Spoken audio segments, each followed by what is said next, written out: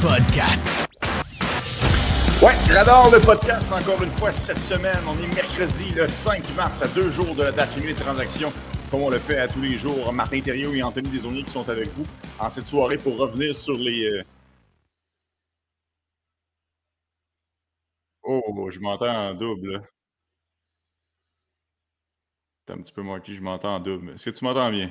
Je t'entends bien, je t'entends bien. Attends un petit peu, je comprends pas pourquoi... Ah, voilà, excuse-moi, désolé, mon erreur. OK, on repasse ça, Marky, t'es-tu prêt? Ouais. C'est parti, 5 mars, on est en direct sur la plateforme de BPM Sport. J'avais laissé mon YouTube ouvert, tout simplement. Erreur de débutant. Marky, j'espère que tu as passé une belle journée, encore une fois. Beaucoup d'actions à se mettre sous la dent dans le monde de la Ligue nationale. Toujours intéressant, Tezo, toujours intéressant. Ben écoute, bonsoir, puis c'est ça, on fait notre routine habituelle, puis ben des petites transactions, des petites rumeurs, donc c'est pour ça qu'on est aussi excités que d'arriver à vendredi. Oui, effectivement, mais il y a eu quand même une très, très grosse transaction aujourd'hui dans le monde du hockey. Évidemment, on va commencer par ça. Yannick Gourde et Oliver Bjorkstrand s'en vont du côté de Tampa Bay. On rajoute aussi Aucoin et un 5e choix pour compléter le tout. Contre Michael et Simon, 2 choix de premier tour et un choix de 2e tour. Marty, c'est gros. C'est du grand Julien Brisebois. C'est du grand Julien Brisebois, ça ne devrait pas nécessairement être surprenant. On connaît son style, on sait qu'est-ce qu'il est prêt à faire pour améliorer son équipe. On voit présentement le Lightning de Tampa Bay, c'est l'une des équipes de l'heure dans la LNH, ça va très bien. Je pense qu'il y a peut-être quelque chose à faire également dans la section atlantique. Donc, tu sais, là, c'est pas mêlant. Avec ces 2 choix de premier tour qu'il donne là, ça fait maintenant 7 choix de premier tour qu'il échange depuis qu'il est directeur général pour obtenir justement des espèces de joueurs pour aider au niveau profondeur, que ce soit des Blake Coleman, des Barclay Goodrow, des Tanner Jeannot. Est-ce que ça a fonctionné ou pas? Bon, quand même obtenu 2 Coupes Stanley dans tout ça, mais bon, c'est son style. En même temps, on pourrait critiquer le fait qu'il dépense peut-être un peu trop, surtout que Yannick Gourde est un joueur autonome sans compensation à devenir à la fin de la campagne, mais je trouve que ça a quand même du sens. Premièrement, Yannick Gourde est quelqu'un qui connaît l'organisation, a déjà gagné une Coupe Stanley avec le Lightning. 2 même, en fait. 2, donc tu sais, c'est ça. C'est quelqu'un qui connaît vraiment comment ça se passe, qui n'aura pas de problème avec le style de jeu de John Cooper. Il y a justement un petit trou au sein du 3e trio au centre, donc je pense qu'il est capable d'aller là. Et Oliver Bjorkstrand, oui, c'est quelqu'un qui a peut-être entrepris la plus grande production du monde avec le Kraken. Moi, je pense qu'avec le Kraken, il y avait beaucoup de clients. Il n'y avait peut-être pas le plus grand temps de jeu. Puis ça a peut-être affecté légèrement sa production offensive. Je pense qu'avec le Lightning, où il y a peut-être un trou au sein du 2e trio en ce moment, on semble vouloir l'utiliser peut-être avec Brandon Hagel et Anthony Cirelli. Je pense que si tu l'amènes là, Bjorkstrand, c'est quelqu'un qui a un excellent tir. C'est quelqu'un qui a un bon sens offensif, qui est rapide. Je pense qu'il peut très bien s'intégrer et il ne faut pas oublier ça. Son contrat se termine simplement en 2026. Donc, c'est pas comme si c'était un joueur de location traditionnel. Tu sais. Ouais, en fait, tu vois, c'est drôle que tu dises ça parce que j'écoutais les propos de Julien Brisebois puis il disait qu'une des raisons pour laquelle il a procédé à cette transaction-là, c'est justement parce qu'il la va chercher Bjorkstrand, pas seulement en tant que joueur de location, mais aussi pour l'année prochaine. Et il se dit optimiste d'être en mesure de s'entendre avec Yannick Gourde pour le prolonger. Tu l'as dit, il connaît l'organisation. Disons que le pitch de vente, lorsque tu joues sur le chaud soleil de la Floride, ça l'aide aussi. Donc, ça vient changer la donne un peu. Ça semble être un gros prix, mais si tu vas chercher des joueurs pour le long terme, un peu comme il le fait à l'époque avec Brandon Hagel, c'est quand même... Ça vaut peut-être plus la peine à ce moment-là de payer le gros prix, là. Ouais, puis je pense qu'il faut regarder un peu la philosophie du Lightning de Tampa Bay. Je sais qu'on est habitué de dire, bon, lorsque tu es en reconstruction, que tu accumules des actifs, tu accumules des choix au repêchage pour le long terme. Mais dans le cas du Lightning, le noyau est composé essentiellement de joueurs dans la trentaine, si tu veux. T'as Nikita Kucherov vieilli un petit peu, t'as Victor Hedman, des gars comme ça. Puis je réfléchissais à un moment donné à ça, puis c'est pas si grave que ça, dans le fond, de donner des choix au repêchage très dans les années subséquentes, parce qu'à un moment donné, lorsque les meilleurs joueurs vont être sur la pente descendante, qu'on va peut-être les échanger, mais l'équipe va tomber de toute façon, va tomber vraiment dans les bas-fonds. Là, on devrait se battre pour des premiers choix au total en 2028-2029 dans ces eaux-là. Mais est-ce que ça donne vraiment quelque chose d'avoir des choix de premier tour qui sont entre 25 et 32, par exemple, qui vont devenir, à moins d'un excellent coup, des joueurs de 2 ou 3e trio, ce qui est essentiellement ce que sont Gourde et Bjorkstrand. Donc, pourquoi ne pas les échanger, amener du renfort immédiatement? Puis lorsqu'on deviendra mauvais, qu'il n'y aura pas nécessairement de choix de repêchage pour venir, ben, c'est pas grave parce que maintenant, la recette de certaines équipes, c'est justement d'aller couler, c'est justement d'être assez, justement un peu comme les Blackhawks de Chicago en fait, ce qui leur a permis de mettre la main sur Connor Bedard, sur Artem Levchunov. Donc, mais pour l'instant, c'est une équipe qui est compétitive. On a encore beaucoup d'éléments. Puis je pense qu'il ne faut pas le nier. Là, on a amélioré la profondeur du Lightning. Ouais, puis tu sais, je reviens sur ce que tu viens de dire. Vasilevski, 30 ans. Kucherov, 31 ans. Edman, 34 ans. McDonough, 35 ans. Ils sont vieux, mais ils sont encore capables. On est capable du côté du Lightning de Tampa Bay. La fenêtre est encore ouverte. Si on appuie sur l'accélérateur pour être compétitif, à mon avis, pour sortir d'une association de l'Est qui n'est pas extrêmement forte. Et tout à l'heure, lorsque on réalisera qu'on n'y sera plus nécessairement, qu'on n'est peut-être plus dans le coup, on pourra vendre à ce moment-là un Vasilevski, on pourra vendre à ce moment-là un Kucherov pour renflouer les coffres et éviter une longue reconstruction. Donc, on verra comment Julien Brisebois va s'ajuster au fil des années, mais je trouve quand même que c'est une décision intéressante parce que moi, je n'ai pas de problème à donner des premiers choix quand tu es dans ta fenêtre. En fait, c'est une chose que j'ai reproché à Marc Bergevin. Quand tu as Carey Price, quand tu as Piquet Subban, quand tu as Max Pacioretty, à un moment donné, il faut que tu y ailles. Si tu ne te présentes jamais à la plaque, tu n'en frapperas pas de coup de circuit. Fait que Julien Brisebois s'y présente, croit encore à son noyau actuel. Il va juste falloir à un moment donné qu'il modifie un petit peu la tangente de son équipe, mais il n'est pas encore là pour l'instant. Marty, précisons simplement que ce sont 2 choix top 10 qui sont protégés. C'est donc dire que si jamais il y a catastrophe pour le Lightning de Tampa Bay et qu'on se retrouve à repêcher dans les 10 premiers, on va tout simplement prendre un choix de 2028 finalement et le Kraken de Seattle va recevoir en compensation un choix de 3e tour. Et si lors des 2 premiers choix, on est dans le top 10, mais ce sera 2028 et 2029 avec 2 choix de 3e tour en compensation. Je veux t'entendre plus d'un point de vue Yannick Gourde. Qu'est-ce qu'il est capable d'amener à cette formation-là? Qu'est-ce qui va faire en sorte que le Lightning va devenir encore plus dangereux en éliminatoire avec Yannick Gourde dans la formation? Ben, c'est clair qu'il amène vraiment de la profondeur. C'est clair que c'est quelqu'un, bon, il n'est peut-être pas le plus grand gabarit, mais on le sait, Yannick Gourde. Puis il l'a démontré tout au long de sa carrière. C'est souvent la blague, n'a jamais été repêché tout court. Donc, même pas dans la LHMQ, même pas dans la LNH. Puis là, ben, réussir à se tailler une place. On sait qu'il va se donner corps et âme. On sait qu'il va travailler fort. Puis je pense que dans le rôle qu'on va lui demander au sein d'un 3e trio, ben, tu es capable de justement amener de l'attaque. Tu es justement capable d'amener, disons, 1 point ou 2 ou 3 matchs. C'est lorsque tu vas te retrouver en séries éliminatoires. Souviens-toi, justement, dans les parcours de la Coupe Stanley, il avait été excellent. Son trio avait vraiment tué plein d'occasions de l'autre côté. Ben, je pense que ça va pouvoir. Donc, je pense qu'il va être en mesure d'amener un petit peu plus de talent offensif, ce qui va être plus que. Tu sais, on a mis Cam Atkinson au balotage hier.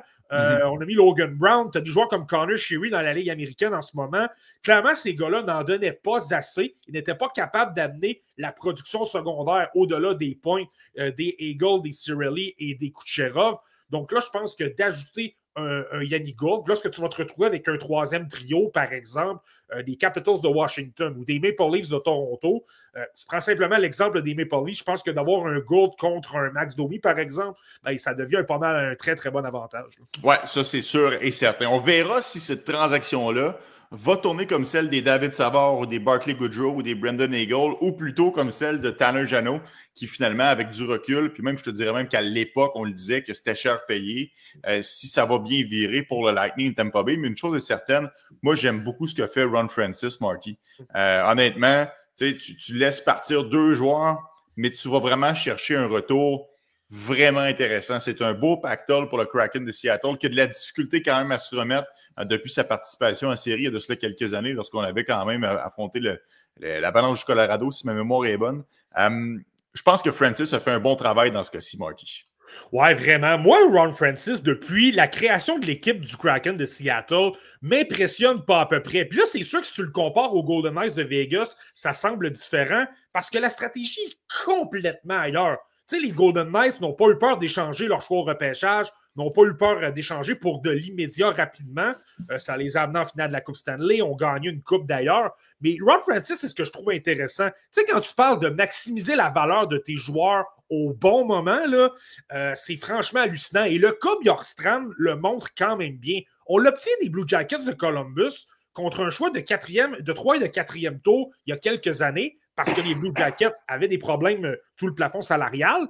Finalement, 2 ans plus tard, quelques années plus tard, on l'échange et ça permet, je sais qu'il n'y a pas simplement lui, il y a Yanni Gourde aussi, mais ça permet d'obtenir 2 choix de premier tour et un deuxième. Puis lorsqu'on obtient des acquisitions, on accumule des choix. On n'a pas peur de donner des choix peut-être plus lointains. Capo Caco, on l'a acquis contre un choix de 3 et de 6e tour de Will Borgen, qui n'est pas nécessairement dans les plans en défense. Mais en même temps, on acquiert des choix et on en prend d'autres pour échanger. Donc, je pense vraiment qu'on maximise la valeur. Et on le dit souvent, le Kraken a investi beaucoup dans le département des statistiques avancées, dans le fait d'analyser justement les prestations, les tirs par 60 minutes, toutes sortes de détails. Je me demande si justement cette stratégie-là de ne pas justement être capable de vendre au bon moment et d'acheter au bon moment, ce n'est pas ce qui rapporte. Et tu regardes qu'est-ce qui se passe avec le Kraken en ce moment. Oui, c'est pas une saison qui est très facile, mais Shane Wright a débloqué. Tu as un Berkeley Catton qui s'en vient probablement comme un attaquant top 6. Tu as Matthew Beniers, tu as Kako, tu as beaucoup d'autres jeunes qui poussent. Donc, oui, c'est très à long terme, mais je pense qu'au final, ça va rapporter parce qu'on a plein de choix, on a plein d'espoir et on a quand même quelques bons joueurs actuels. Là, je pense à Wright notamment. Oui, et à ça, je rajouterais, Marky, l'ajout d'Eli Tolvanen via le balotage aussi, qui avait été un excellent coup pour Ron Francis. À travers tout ça, pour permettre cette transaction-là, il y a les Red Wings de Détroit qui reçoivent un choix de 4e tour pour retenir 50% du salaire. Donc, on facilite la transaction. Petit ajout du côté de Détroit. Yanni Gourde et Bjorkstrand à Tampa Bay. Seth Jones avec les Panthers de la Floride. Est-ce que ça met de la pression, Marty, sur une équipe comme les Maple Leafs de Toronto et Brad Treliving? Parce que là, veux pas, tu as 2 adversaires directs dans l'Atlantique qui se sont améliorés dans les dernières heures. Qu'est-ce qu'on va faire du côté des Leafs? Est-ce que tu penses qu'on n'aura pas le choix, justement, d'être encore plus agressif? Je pense qu'on n'aura pas le choix. Je pense que c'est assez clair. On parlait de Yanni Gourde, je donnais la comparaison avec Max Domi. C'est assez direct. Puis le Lightning a souvent donné du fil à retordre aux Leafs en série. C'est bien beau de dire qu'on a une équipe et qu'on veut se rendre très loin, mais de la façon que le format des séries est fait, tu dois affronter tes rivaux de section rapidement. Tu n'as pas le choix de bâtir ton équipe pour être en mesure de battre les Maple Leafs et des formations comme le Lightning et des formations comme ça. Donc, ça fait en sorte que directement, et je ne suis pas certain qu'on peut être confortable d'avoir un Max Domi. Il a une saison difficile. Ça te prend vraiment quelqu'un d'assez robuste, quelqu'un qui est capable d'amener une trentaine de points, quelqu'un qui est capable de tuer des punitions, quelqu'un qui est capable de jouer défensivement pour être en mesure de colmater tout ça. Et du côté des Panthers, oui, Matthew Tkachuk est blessé, mais on le sait, il y a de la profondeur quand même derrière. Tu as un Jesper Vogt qui a signé une prolongation de contrat récemment. Tu as des jeunes joueurs. Anton Lundell est sur le 3e trio. Donc, je pense que les Maple Leafs, on n'arrête pas de parler qu'année après année, c'est compliqué. On n'est pas capable de se rendre très loin. On a un peu la misère noire un peu sur le dos. À un moment donné, je pense que tu n'as pas le choix de réagir. Puis surtout là, que c'est ça. Je pense que c'est exact. Le genre de joueur qu'on a besoin, c'est souvent ce que Brad Treliving va ajouter. Ouais, mais en même temps, est-ce que les Maple Leafs sont prêts à laisser partir un gars comme Fraser Minton, un gars comme Easton Cowan ou encore un gars comme Ben Danford, leurs 3 plus récents au choix? Je me suis dit que Minton, c'est un choix de 2e tour, mais quand même, j'ai hâte de voir qu'est-ce qu'on va faire du côté. Ou encore leur premier choix de cette saison. Hâte de voir qu'est-ce qu'on va faire du côté des Maple Leafs de Toronto. Je pense qu'ils l'ont encore leur choix. Laisse-moi vérifier, Marty. Alors, ils ont un premier choix de 2026. Cette saison, ils ne l'ont plus. C'est un choix qui appartient maintenant aux Blackhawks de Chicago. Inscrivez-vous sur ubet.io avec le code RADAR et profitez d'un match de dépôt à 100% sur votre premier dépôt jusqu'à 100 $ canadiens. Inscrivez-vous sur ubet.io. Marty. Je vais t'amener sur le Canadien de Montréal. J'en ai parlé avec Pierre Lebrun dans l'autre podcast radar de la journée. Il me disait que les Jets de Winnipeg étaient intéressés à un défenseur comme David Savard, qui serait parfait pour leur 3e paire. Son collègue à TSN, Darren Dreger, a avancé que Joël Armia était aussi dans la mire des Jets. Qu'est-ce que tu penses de ces rumeurs-là entourant le Canadien de Montréal? Par rapport à David Savard, je pense que c'est assez logique. On sait qu'est-ce qu'il est capable d'apporter. On sait que c'est quelqu'un qui a une excellente présence dans le vestiaire. Ça a été très, très, très documenté depuis qu'il est avec les Canadiens. Il a gagné une Coupe Stanley avec le Lightning. On en a parlé il y a quelques minutes. C'est clair que c'est un avantage intéressant. Tu regardes la brigade défensive des Jets. Je pense que ça te donne des options. sais, là, si on ajoute un David Savard, il se retrouvait probablement sur la troisième paire, probablement qu'il tasserait quelqu'un comme Colin Miller. Mais en même temps, sur la première paire, il fait un excellent travail à Winnipeg, mais un gars comme Dylan DeMello, moindrement que ça se passe moins bien, que tu as peut-être des problèmes à avoir des confrontations avec les grosses équipes de l'association de l'Ouest, mais ça te permet de jongler avec tout ça. Ouais, mais Marky, David Savard ne peut plus jouer des minutes de première paire non plus, là. Non, ben, puis mais c'est pourquoi je pense qu'on parle d'un défenseur de troisième paire. Je pense que c'est pourquoi on va pouvoir l'utiliser davantage dans un rôle à 15, 16 ou 17 minutes. Ça, on est d'accord, puis son côté défensif est excellent, son côté physique est excellent. Je fais simplement dire que ça te donne des munitions, puis c'est pas simplement pour ça que tu fais la transaction, là, mais je pense que ça va amener un peu de profondeur. Moi, il y a Yoel Armia que je me questionne, par contre. Je regarde la formation des Jets et j'ai un peu de la difficulté à voir où il pourrait se retrouver. Tu sais, je prends le quatrième trio, par exemple.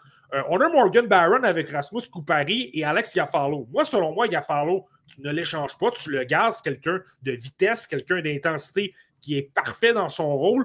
Tu vois, sur le troisième trio, tu as Nino Niederreiter, tu as Mason Appleton. J'ai de la difficulté à lui faire peut-être une petite place, mais bon, on verra bien. Tu sais. Marty, je vais aller du côté, on va surveiller ça évidemment pour les Jets de Winnipeg. Je vais aller du côté de la messagerie texte pour répondre à quelques interrogations de nos auditeurs parce que c'est la beauté de le faire en direct. On peut prendre des questions à brûle pour point. Qu'est-ce que vous pensez de Ryan Strome des Ducks pour le Canadien d'ici le 7 mars? Est-ce que l'attaquant, quand même assez vieux, là, 31 ans si je ne m'abuse, est-ce qu'il pourrait être une solution intéressante là, pour Kent Hughes pour le long terme? J'aime l'idée. Pour la simple et bonne raison qu'il va lui rester 2 années de contrat à partir du mois de juillet. On sait très bien qu'on a besoin d'un deuxième joueur de centre. Ryan Strome est quelqu'un qui a de très, très belles habiletés. Il est super créatif. Je pense que ça t'amènerait vraiment un bon complément et tout ça. Mais peut-être pas cette semaine. Peut-être davantage cet été. Je ne sais pas si on est vraiment pressé de faire cette transaction-là. Est-ce qu'on a vraiment besoin demain matin de Ryan Strome? Je comprends que l'équipe veut faire un bout de chemin, mais présentement, tout va quand même assez bien. Par contre, cet été, là, peut-être qu'il y aurait moyen de faire quelque chose. Puis je trouve que les besoins des Ducks, les Canadiens sont peut-être capables de les combler un petit peu. On manque de défenseurs droitiers dans la banque d'espoir. Il y a Tristan Luneau qui est là, mais sinon, c'est quand même plus mince. Je dis n'importe quoi. Je pense que ça prendrait une autre transaction, mais est-ce que quelqu'un comme Logan Mailloux, par exemple, pourrait être utilisé, ou un défenseur droitier comme ça? Je ne te dis pas que je le ferais, mais je pense que Ryan Strome, oui, c'est exactement le genre de... Avec la chaise qu'il occupe et ce qu'il est capable d'apporter en attaque, ouais, ce ne serait pas nécessairement une mauvaise chose, mais peut-être pas cette semaine. Tu sais. Martin Biron nous mentionne... pas Martin Biron, Martin Biron. Martin Bacon nous mentionne, veut-on vraiment voir Patrik Laine comme compagnon de trio l'an prochain avec Demidov? C'est mon questionnement depuis quelques jours. Moi, personnellement, ça ne me dérange pas, Marty. Honnêtement, je pense que Patrik Laine, on lui casse beaucoup de sucre sur le dos pour son implication, mais c'est un joueur qui ne joue pas nécessairement en termes de... Il n'est pas le plus dynamique sur la glace, le plus impliqué nécessairement, mais je ne vois pas de problème. Est-ce que toi, ça te causerait problème de voir Laine avec Demidov? Non seulement ça ne me causerait pas de problème, mais je pense qu'Ivan Demidov, peut-être pas le joueur parfait, mais l'un des joueurs parfaits, je pense, pour un Patrik Laine. On l'a parlé, mais Laine, c'est pas toujours le gars qui est le plus impliqué. C'est le gars qui va souvent attendre la rondelle, qui a surtout une efficacité en avantage numérique. Mais ça tombe bien parce qu'Ivan Demidov, et on l'a vu cette année, s'est beaucoup amélioré le long des rangs.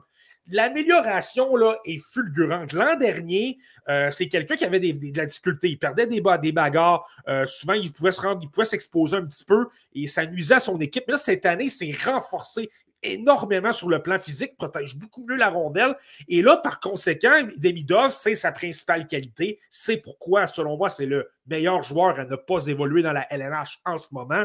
Mais là, c'est la vision de jeu, c'est la créativité. Il est capable de tourner de tous les côtés. Il est capable de voir toutes les occasions. Il est capable de créer des chances, d'attirer des joueurs et de libérer de l'espace pour des joueurs qui sont en retrait. Tu peux me voir venir, un Patrik Laine avec un gros lancer qui trouve une façon de se placer à un endroit très dangereux, avec un Demidov qui, lui, est capable de faire de la magie. Je pense que c'est parfait. Et si tu peux mettre un centre quand même rapide et responsable, je ne dis pas que ce serait lui nécessairement, Mais tu sais, un gars comme Owen Beck, avec ces deux-là, avec sa responsabilité défensive, le fait qu'en support de rondelle, il est toujours là, qu'il est intelligent et capable d'anticiper ce que des joueurs de talent sont en mesure d'accomplir, est-ce que ça pourrait être un beau complément pour un Demidov et un Laine? Je ne suis pas en train de dire que ça va devenir le meilleur trio de la Ligue nationale demain matin, mais je pense que ça peut être bénéfique. Ouais, j'ai vraiment hâte de voir honnêtement qu'est-ce qu'on va faire du côté de Kent Hughes. Moi, je suis convaincu qu'on va faire une grosse acquisition. Si ce n'est pas d'ici vendredi, ce sera à l'été. Mais le statu quo, pour moi, n'est pas acceptable en vue de la prochaine saison. Il devra y avoir un ajout au moins à l'attaque sur le top 6. Mais bon, je laisse ça à Kent Hughes. Il est très bon à ce niveau-là. Est-ce qu'on ne pourrait pas voir un gars comme Quinton Byfield? Ça, c'est une suggestion d'Éric Bernier. Ou encore un gars comme Trevor Zegras. Ça, c'est une suggestion de Fred. Marty, est-ce qu'un des deux fonctionnerait dans la hiérarchie, dans le grand plan du Canadien de Montréal, selon toi? C'est sûr que Quinton Byfield serait super intéressant. Là, en même temps, j'ai l'impression que les Kings de Los Angeles l'aiment énormément lorsque tu as un gros centre de 6 pieds 4 pouces qui patine comme le vent, qui est capable de frapper un petit peu. Je pense que tu ne veux pas nécessairement t'en départir. Donc, je serais surpris de le voir quitter les Kings. Mais c'est clair que tu parles de complément. Nick Suzuki est un gars super intelligent, très bon dans les deux sens de la patinoire, un excellent lancer, n'a peut-être pas la vitesse et le gabarit d'un Byfield. Donc, ça devient complémentaire comme premier, deuxième joueur de centre. Là, par contre, aussi, je pense qu'il faudrait sortir le prix. Là. Ça prendrait Logan Mailloux, ça prendrait probablement peut-être un Michael H, peut-être un choix de premier tour. Et est-ce que les Canadiens, dans l'étape où on est actuellement dans la reconstruction, est-ce qu'on est prêt à sacrifier autant d'atouts? Puis je le répète, à droite, en ce moment, en défense, c'est pas comme si ça débordait de profondeur. Est-ce qu'on peut se permettre de faire ça? J'en doute un peu. Trevor Zegras, par contre, on peut questionner son attitude. Je ne suis pas certain que c'est nécessairement un joueur qui intéresse Kent Hughes. Mais lui également, premièrement, c'est un ami à Cole Caulfield, donc tu pourrais très bien, je pense qu'il pourrait se greffer à la chimie de l'équipe, ça pourrait être bien. Je pense qu'il aimerait le marché de Montréal. C'est quelqu'un qui aime les projecteurs, c'est quelqu'un qui veut toujours épater la galerie. Souviens-toi de son but style Michigan qui avait marqué au Centre Bell. Et c'est quelqu'un qui aime ça, donc je pense qu'il se plairait dans le marché de Montréal. Ça, c'est assez clair, mais tu sais, c'est ça. Des carences quand même défensivement. Et c'est peut-être, moi je trouve que c'est peut-être un peu plus un ailier qu'un centre. Là. Oui, je sais qu'à c'est pas là qu'il joue nécessairement avec les Ducks, c'est pas là qu'on veut l'utiliser. Mais tu sais, peut-être pas le côté défensif et le côté physique nécessairement. Mais bon, ça pourrait quand même avoir du sens. Oui, le support de ses défenseurs, c'est vrai que c'est peut-être moins la force de Trevor Zegras. Alors voilà pour ce qui a trait au Canadien de Montréal. On verra si on a d'autres questions d'ici la fin du podcast. Mais en attendant, on va revenir à nos moutons. Jack Hughes a été opéré par les Devils New Jersey, Marty. On a appris aujourd'hui qu'il va non seulement manquer le reste de la saison, mais il n'y aura pas de cas de liste des blessés et revient miraculeusement pour les séries. Il est à l'écart pour le reste des séries éliminatoires. On s'attend à le revoir seulement en septembre prochain. Ça fait mal pour les Devils. Est-ce que ça modifie les plans de Tom Fitzgerald? Est-ce qu'on est encore plus actif sur le marché pour tenter de le remplacer, eux qui étaient déjà à la recherche d'un centre? Ou au contraire, Marty, on se dit, tu sais quoi? À l'année prochaine. Ben là, c'est une bonne question. J'ai vu que Darren Dreger à TSN lui a mentionné justement que les Devils étaient à la recherche d'ajouter du talent, donc d'être en mesure de colmater la brèche de Jack Hughes. Je pense que ça a quand même du sens. Oui, évidemment, de perdre Jack Hughes, là, c'est un énorme morceau. Puis je pense que tu perds l'avantage comparatif que tu as par rapport à toutes les formations de la Ligue nationale de hockey. Je pense que la profondeur au centre des Devils était peut-être la plus belle. Tu sais, tu as Jack Hughes, qui est peut-être moins bon défensivement, mais qui a de la créativité sans borne, qui est capable de créer n'importe quoi avec son talent.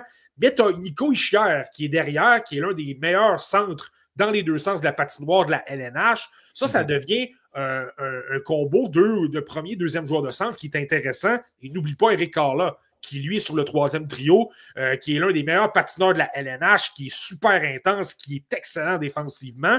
C'est sûr que de perdre Jack Hughes, ça t'enlève un avantage. Cependant, là, j'ai vu qu'on tente l'expérience de Dawson Mercer en termes de deuxième joueur de centre. Il est capable de jouer là. C'est là qu'il évoluait dans la LHJMQ à Drummondville et à Chicoutimi. Donc ça, je pense que c'est une belle option. Et de toute façon, même avec Hughes, il y avait un problème de profondeur à l'aile. André Palat n'a pas la meilleure saison, Thomas Tatar non plus. Et on a quand même certains actifs, on a quand même certains jeunes, que ce soit dans la Ligue américaine ou qui sont un peu partout dans le monde. Je pense qu'il y aurait moyen d'ajouter quelqu'un, mais tu sais, pas un Brock Besser, pas un Brock Nelson, pas un Scott Lawton, peut-être la catégorie inférieure. Tu sais, Carl Palmieri pourrait-il revenir avec les Devils? Je pense que ce ne serait pas impossible. Je pense qu'on pourrait peut-être amener un joueur comme ça, un Riley Smith, par exemple, un peu de profondeur. Mais évidemment, peut-être pas les gros éléments et de donner un Anton Silayev, par exemple, qui était le 10e choix au total du repêchage 2024. Oui, mais je regarde le classement, Marty, honnêtement, parce que je ne sais pas à quel point on va être agressif. Je pense que du côté des Devils, on pourrait très bien se dire on va laisser aller les choses parce qu'ils n'ont pas juste perdu Jack Hughes. Il y a Doug Hamilton aussi qui s'est blessé. Regarde au niveau du classement. Les Devils du New Jersey sont la 3e place dans la métropolitaine à 72 points. Juste 4 points d'avance devant les Jackets. Juste 6 points d'avance devant les Rangers. Tu sais, au final, il n'y a rien d'assuré pour les Devils. Là. La possibilité d'être expulsé de la 3e place dans la métropolitaine est bien réelle. Est-ce que ça ne pourrait pas modifier l'approche d'une équipe comme les Rangers, comme les Islanders ou comme les Blue Jackets de dire « Hey, finalement, là, on ne se bat pas juste pour les 2 places d'équipe repêchées, on a une 3e place pour nous pour être capable d'accéder aux séries. » Est-ce qu'il y a des équipes qui vont modifier leur plan? Mais tu as un bon point par rapport aux Devils, Deso, puis moi je pense que Tom Fitzgerald va quand même améliorer l'équipe. Mais tu as un bon point qu'il faut quand même que tu sois attentif au prix qu'il y a sur le marché. On le vu avec la transaction Yanni Gourde, d'obtenir 2 choix de premier tour, et Bjorkstrand évidemment, d'obtenir 2 choix de premier tour et un choix de 2e. Puis c'était déjà l'écho qu'on avait dans les derniers jours. Comme quoi les équipes vendeuses sont capables d'avoir d'énormes prix. Et les Devils ont quand même une équipe assez jeune. T'sais, Hughes, Ischier sont encore des joueurs qui ont des bonnes années devant eux. Dawson, Mercer, Gasper Bratt, ces gars-là. Donc, est-ce qu'ils pourraient se dire, je te donne un exemple, si on échange justement n'importe quoi, un André Palat, par exemple, mais qu'une équipe qui est prête à dire, je donne un shot de premier tour et un espoir intéressant, bien là, à un moment donné, étant donné leur situation, étant donné le fait que tu l'as mentionné, on n'est quand même pas si loin du 9e rang non plus, on pourrait peut-être dire, ben écoute, finalement, oublie ça, je change mon plan, j'échange parce que sur le long terme, ça va être pas mal mieux et de toute façon, ben, j'ai perdu mon meilleur joueur et j'ai perdu mon meilleur défenseur également. Donc, ça, je pense que c'est à noter. Je pense que c'est là que tu dois être. Et si tu es une équipe comme les Devils, tu dois quand même être attentif et ne pas tout mettre tes œufs dans le même panier puis t'afficher vendeur ou acheteur, parce que je pense spécialement une année comme celle-ci, tu peux ramasser vraiment des bons prix. Oui, parce que c'est clairement un marché de vendeurs présentement dans la Ligue nationale de hockey, parce que les transactions, il y en a pas tant que ça, parce qu'il n'y a pas tant que ça de joueurs de disponibles, parce qu'il y a tellement d'équipes qui croient encore qu'ils peuvent participer aux séries. Puis je pense à des formations comme les Red Wings d'Ottawa, les Sénateurs d'Ottawa, des formations comme le Canadien de Montréal. Juste ces 3 clubs-là, ça fait longtemps qu'on n'a pas goûté aux éliminatoires. Donc, il y a peut-être ça aussi de se dire, je veux être capable de, pour ma base de partisans, pour mon propriétaire, renflouer les coffres. Il y a plein de raisons pour lesquelles que j'aimerais ça accéder aux éliminatoires. C'est avec l'application League2Go, Marty, qu'on peut s'occuper des remplacements ou encore de retrouver son argent. Pas besoin de courir après son cash ou après du monde pour vous remplacer. Vous pouvez vous concentrer sur le jeu et League2Go va s'occuper du reste. Une transaction, on en a eu une. Un gardien de but, Vitek Vanecek, qui prend la direction de la Floride contre Patrick Giles. Marty, est-ce qu'on est vraiment certain que c'est une bonne décision du côté des Panthers? Je comprends qu'on a laissé partir Spencer Knight au cours des derniers jours dans cette transaction pour Seth Jones. Est-ce que Vitek Vanecek va être capable de faire le boulot en remplacement de Sergei Bobrovsky? Je pense à quelque part que c'est pas nécessairement Sergei Bobrovsky qu'on veut viser, que davantage le poste d'adjoint. On venait d'échanger justement Spencer Knight.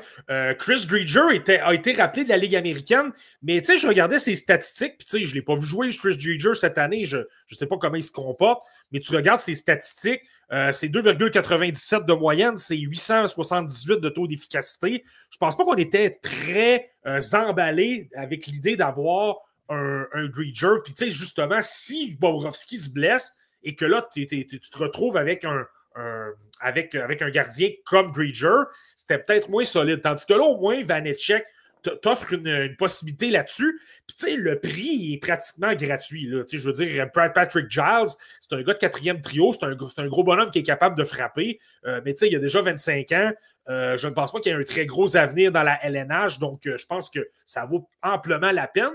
Puis, tu sais, ce que je te disais avant-hier par rapport aux Panthers, comme quoi je ne pense pas qu'on a les munitions autant avec la banque d'espoir que les choix au repêchage. Je disais qu'on n'était pas en mesure nécessairement d'attaquer les Brock Besser, les Brock Nelson, les gros noms comme ça, les Alex Stock. Alors, si on n'a pas nécessairement cet espace-là sous la masse et qu'on n'a pas les actifs, mais pourquoi ne pas prendre le 3,4 millions de Vanecek? Et par la suite, tu pourras aller chercher, j'ai parlé de Cal Palmieri, ça pourrait être lui, ça pourrait être Riley Smith, ça pourrait être Brandon Tanev. L'avantage des Panthers, c'est qu'au moins, on n'a pas nécessairement besoin de joueurs vedettes et de punch offensif.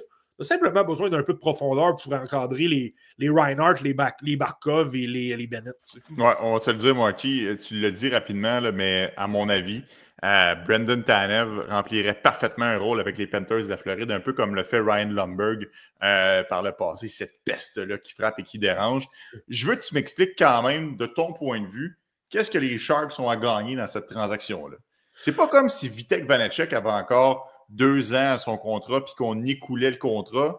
Le contrat se terminait. Puis en tout respect à Patrick Jazz, je vois pas vraiment un joueur d'avenir avec les Sharks. Qu'est-ce qu'on y gagne du côté de Mike Grier?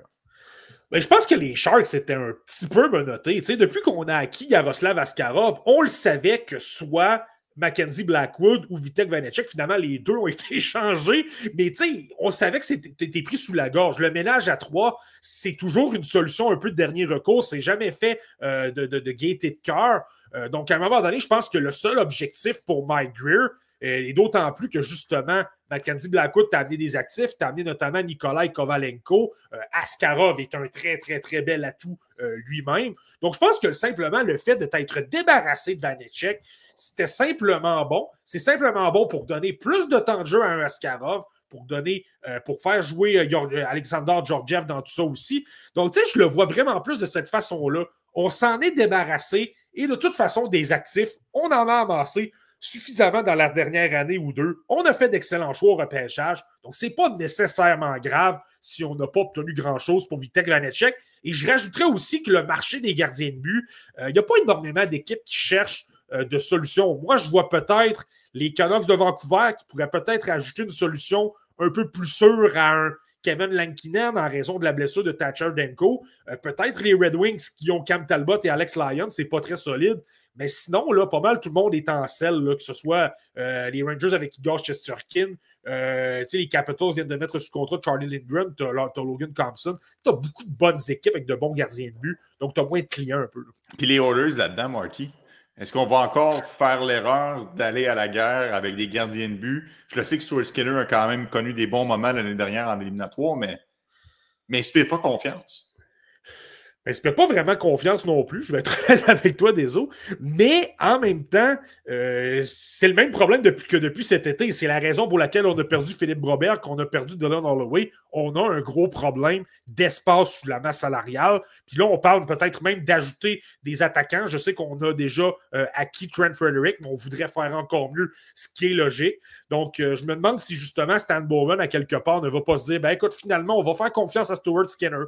On va faire confiance à Calvin Pickard. Est-ce que c'est solide? Non, on va encore se poser des questions par rapport à ça. Je pense qu'on va l'essayer pendant une saison. Puis là, j'ose espérer que cet été, si ça ne fonctionne pas, là, au moins, on va peut-être changer un peu la philosophie. T'sais. Ouais, puis on a fait fausse route avec Victor Arvidsson et Jeff Skinner, à mon avis. 2 contrats qui ont été donnés au courant de l'été à 4 millions et 3 millions respectivement. Puis ça fait en sorte que là, on est coincé dans nos manœuvres. Puis à noter pourquoi Vanecek a reçu un aussi faible retour de la part des Sharks. Je vous le disais hier, mais je vous le répète, on a déjà brûlé nos 3 retenues de salaire. Donc, on n'est pas capable de passer Vanecek au lieu de 3,4 millions à 1,7 millions. Il aurait fallu impliquer une 3e formation. Ça dilue le retour. Donc, finalement, on l'a laissé partir pour Patrick Jazz, qui, on s'entend, pas le plus grand des retours. Marty, il y a un joueur qui a fait beaucoup parler de lui dans les derniers jours, principalement à Montréal. C'est Jordan Greenway, en raison de son altercation avec Yagoub Debesh. Il a signé un contrat aujourd'hui avec les Sabres de Buffalo, contrat de 2 ans à 4 millions de dollars par saison. Moi, je trouve, Marty, et tu sauras me dire qu'est-ce que tu en penses, c'est le contrat typique d'une équipe qui a de la misère à attirer des joueurs autonomes et qui se doit de surpayer un peu pour conserver les actifs des joueurs qu'elle a dans son équipe. je vais aller plus loin que toi. C'est pas simplement un geste d'une équipe qui veut garder des joueurs, d'une équipe qui a de la difficulté à tirer des joueurs autonomes. C'est une équipe qui est aveuglée par un joueur de 6 pieds 6 pouces, un gros bonhomme. Combien de fois j'ai entendu les gens dire que Jordan Greenway, ce serait tellement bien à Montréal parce qu'il est gros, parce qu'il est physique. Mais ça fait longtemps que je l'observe, Jordan Greenway. Le problème, c'est qu'il n'a pas d'éthique de travail. C'est pas quelqu'un qui est capable de se présenter sur une base constante. S'il était capable, ce serait quelqu'un de 50 à 60 points. Mais à un moment donné, il a 28 ans. Ça fait trop d'années qu'il est là. Il est passé avec des entraîneurs-chefs quand même de caractère. Lorsqu'il était avec le Wild du Minnesota, il y en a eu des entraîneurs-chefs qui auraient pu le motiver, que ce soit notamment Dean Evason. Ça n'a jamais été le cas. Là, il est avec les Sabres de Buffalo. En ce moment, il y a simplement 8 points. Je sais qu'on l'utilise au sein d'un deuxième trio, mais premièrement, je pense que c'est davantage d'une question de chimie. Donc, tu sais, sur ce plan-là, je trouve que c'est une catastrophe d'ajouter un joueur qui, oui, est imposant, mais c'est pas mal la seule qualité qu'il a. C'est pas quelqu'un qui est travaillant. Oui, il a peut-être voulu intimider Jakub Dobeš, mais Greenway, pour l'avoir vu, lorsque ça brasse pour vrai, que tu lui amènes un joueur assez solide, il va quand même se sauver. C'est pas quelqu'un qui a assez de âme pour amener ce côté-là. Donc, tu sais, vraiment, là, je dirais même aussi, c'est encore plus gênant quand tu regardes les autres contrats qui se sont donnés dans les dernières semaines et même aujourd'hui. Tu regardes Mathieu Olivier, 3 millions de dollars par année pour 6 ans. Il offre pas mal plus de points, il est pas mal plus travaillant, il est encore plus physique. Je veux dire, à un moment donné, puis il signe à 3 millions de dollars par année. Je comprends qu'on met 6 ans, mais tu sais, c'est pas mal plus gagnant. Je prends Drew O'Connor il y a quelques semaines avec les Canucks, obtient un contrat de 2,5 millions de dollars par année pour 2 ans. 6 pieds 4 pouces, à peu près les mêmes paramètres.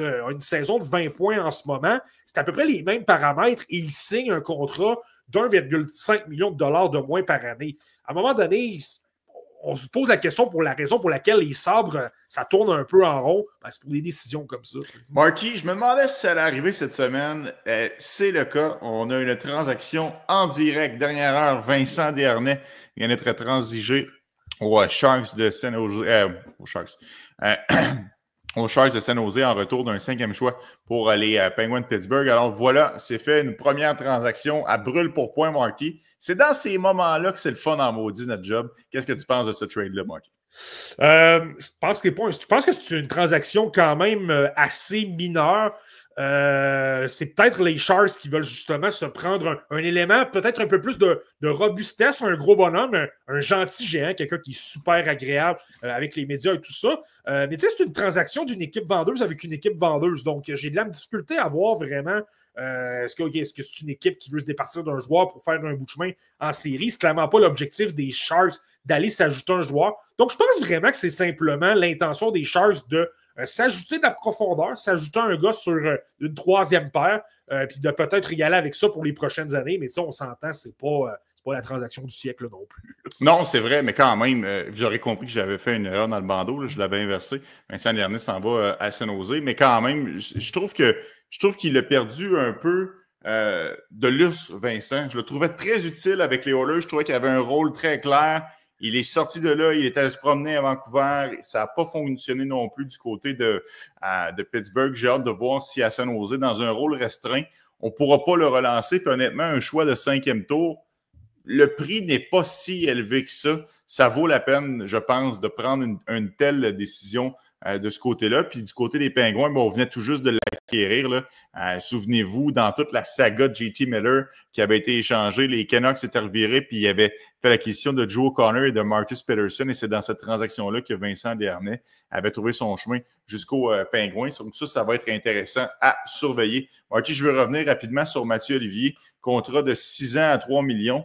Est-ce que ça t'a surpris la durée du contrat? 6 ans, ça m'apparaît quand même assez long. Je comprends que c'est une licorne. Je comprends que c'est un joueur qu'on n'a pas beaucoup dans la Ligue nationale de hockey, que c'est assez rare d'avoir cette combinaison-là de imposé physiquement, capable de jeter les gants, mais aussi capable de produire offensivement. Mais le 6 ans, j'ai été surpris, moi. J'ai pas été surpris. Je trouve que c'est long également. Moi, personnellement, je n'aurais peut-être pas accordé ça, mais je pense que ça se comprend parfaitement. Premièrement, on sait que la réputation que s'est bâtie Mathieu Olivier dans les dernières saisons et surtout cette année, ça va très bien. Une saison de 21 points. 113 minutes de punition. C'est probablement bâti la réputation comme quoi il est le joueur le plus robuste de la LNH. Son côté intense, le fait de ce qu'il apporte dans le vestiaire, c'est très important. On a déjà entendu ce que Rick Nash aurait déjà rapporté à l'état-major des Blue Jackets, comme quoi il disait il faut le garder, c'est quelqu'un d'important pour notre culture. C'est un gars qui est important pour le côté intensité, pour montrer la voie aux jeunes. Donc, 6 ans, c'est peut-être beaucoup, mais à un moment donné, je pense qu'on n'avait pas le choix de lui amener autant d'années de contrat. Parce que c'est sûr que s'il s'était retrouvé joueur autonome, Mathieu Olivier, je peux simplement te donner un exemple, mais les Canadiens de Montréal, Mathieu Olivier, son agent est du groupe Quartex, le groupe fondé par Kent Hughes, c'est un Québécois, c'est un gars qui manque justement au sein d'un 3e et d'un 4e trio à Montréal. Je suis convaincu qu'il serait arrivé à Montréal en courant. Puis je dis Montréal, mais n'importe quelle équipe qui se cherche un gros bonhomme, je pense que la balle, l'avantage était vraiment dans le camp Olivier. Puis les Blue Jackets, on le sait, ça tourne toujours en rond. On a toujours de la difficulté à justement se bâtir une culture, une identité. Donc, je pense que ça entrait simplement dans le sens. Puis, tu sais, c'est pas nécessairement un joueur à la Ryan Reeves. Il est capable d'apporter un peu plus que de se battre et de frapper. C'est un membre important des avantages numériques. Il travaille corps et âme. Il met beaucoup d'échecs avant. Et là, en plus, avec un Dean Everson qui cadre exactement avec son style de jeu, mais il a trouvé une façon d'amener de l'attaque un petit peu. Donc, je pense qu'il faut simplement être content aussi pour lui. Là. C'est un bon gars. C'est quelqu'un qui n'a pas été repêché. C'est quelqu'un qui ne l'a pas volé. Quelqu'un qui vraiment, justement, est en mesure de gravir les échelons. Puis, il est récompensé aujourd'hui. Si je t'avais dit, Marty, il y a quelques heures à peine que Jake Evans serait moins payé par saison que Mathieu Olivier, m'aurais-tu cru? Je t'aurais pas cru. Puis je t'aurais peut-être même dit, si tu m'avais dit qu'il signerait un contrat plus long, je t'aurais pas cru non plus, avec toutes les rumeurs qu'on entendait. Puis moi, selon moi, un joueur de centre, surtout sur un 3e trio, c'est encore plus important. Donc, ouais, je suis vraiment, vraiment surpris. Question intéressante, elle a été soulevée 2 fois, premièrement par Martin Bacon et par la suite par The Wiper. Un choix de 5e ronde pour Desharnais. Qu'est-ce que ça vous dit, les gars, sur la valeur de David Savard? Pour moi, David Savard, pour un choix de 5e ronde, on s'entend qu'il reste à Montréal, Marty. Pour un choix de 5e tour, il reste à Montréal. Pour un choix de 3e, je pense qu'il reste à Montréal. Un 2e, là, on repassera. Et tu sais, la qualité de David Savard, oui, il a ralenti. Oui, pas mal moins d'années derrière lui. Mais ce que tu ne peux pas acheter de David Savard, c'est l'expérience. On parlait des Jets tout à l'heure. Je comprends que les Jets sont peut-être pas l'équipe avec le plus de jeunes, mais c'est quelqu'un qui est tellement bon pour montrer la voie à suivre, pour encadrer tout le monde. Tu sais, Lane Hudson l'a souvent mentionné à quel point David Savard avait été bon. Caden Goury, lorsqu'il est arrivé dans la LNH. Je pense que ça n'a pas nécessairement de prix, autant pour Kent Hughes que pour les autres équipes. Donc, tu sais, je pense que tu arrives pour aller payer un gars comme David Savard. Vincent Desharnais, je ne veux pas être dommage, mais sa valeur a un peu baissé. Puis, tu sais, parfois, c'est bon de jouer en finale de la Coupe Stanley. Ça peut aussi être mauvais parce que là, tu affrontes de grosses équipes de l'autre côté et tu commets beaucoup d'erreurs. Moi, je pense que Vincent Desharnais, dans les deux dernières années, ça n'a pas toujours aidé sa réputation. Alors que Savard, c'est le contraire. En Syrie, a toujours été efficace. A gagné une Coupe Stanley avec le Lightning de Tampa Bay en 2021. On voit ce qu'il accomplit à Montréal. Donc, tu parles de valeur. Moi, je pense que je dirais 2e tour, mais je me demande même si une équipe ne serait pas prête à donner un choix de fin 1er tour. Je trouve que ça serait cher, là, mais il est tellement important au niveau de la culture. Je pense que c'est clair que sa valeur est élevée. Tu sais. C'est intéressant, Marty. J'ai vraiment hâte de voir. Moi, personnellement, je ne suis pas convaincu qu'on peut aller chercher jusqu'à un choix de 2e tour. Je l'ai pensé au début de la saison. Je pense même qu'il y avait beaucoup plus sur la table l'année dernière lorsque David Savard était sur le marché. Mais il a vraiment ralenti. Je le sais qu'un défenseur à caractère défensif, je le sais qu'un joueur qui bloque des lancers, un vétéran qui a gagné la Coupe Stanley, ça a un prix. Et je le sais aussi que Kent Hughes est capable de faire de la magie des fois dans les négociations. Mais je ne m'attends pas à un grand retour pour David Savard. Je pense que c'est plus plausible qu'on va permettre aux vétérans de terminer la saison et peut-être même sa carrière avec le Canadien de Montréal. Merci, Marty, pour un autre podcast aujourd'hui. On va se refaire ça demain, 19h30, pour notre 4e de la semaine. On va résumer les activités de la Ligue nationale de hockey. Bien hâte de voir si on aura une autre très grosse transaction comme celle de Yannick Gourde aujourd'hui. Mais en attendant, je te dis merci, Marty. C'est moi qui te remercie des autres, toujours un plaisir. Merci à vous à la maison d'avoir été avec nous. Puis on se donne rendez-vous bientôt, demain, 19h30, pour un autre épisode de Radar. Bye bye tout le monde. Ciao.